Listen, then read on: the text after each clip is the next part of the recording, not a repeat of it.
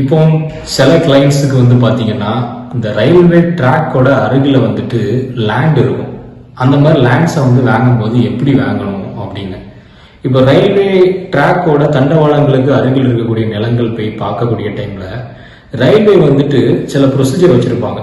இந்த ரயில்வே தண்டவாளத்துல இருந்து 50 மீட்டர்ல இருந்து 100 மீட்டர், அதாவது 50 டு 100 மீட்டர் எப்படின்னா ரயில்வே சில ஜோன் வந்து வச்சிருப்பாங்க. ஒவ்வொரு ஏரியாவுக்கு பொறுத்து, அந்த ஏரியாவுக்கு பொறுத்து ஒவ்வொரு விதமாட்டு மாறும். இப்போ நமக்கு அது வந்துட்டு எப்படி தெரிஞ்சுக்கிறதுன்னு பாத்தீங்கன்னா, ரயில்வே டிபார்ட்மெண்ட்ல ரயில்வே ஜோனல் ஆபீஸ்லயோ இல்ல டிவிஷனல் ஆபீஸ்லயோ போயிட்டு இந்த தண்டவாளத்துல இருந்து வரக்கூடிய இத்தனை மீட்டர் டிஸ்டன்ஸ்ல வரக்கூடிய நிலங்களை அவங்க கிட்ட போயிட்டு ரயில்வே உடைய சர்வே டிபார்ட்மெண்ட்டுக்குள்ள வந்துட்டு வருதான்னு போயிட்டு நீங்க செக் பண்ணணும். அப்படி செக் பண்ணிட்டு இருந்துச்சுன்னா அவங்க கிட்ட இருந்து ஒரு என்ஓசி சர்டிபிகேட் வாங்குறது ரொம்ப சிறந்ததா இருக்கும். இல்லாத பட்சத்துல லீகல் இஷ்யூ சம்டைம்ஸ்ல வரும்.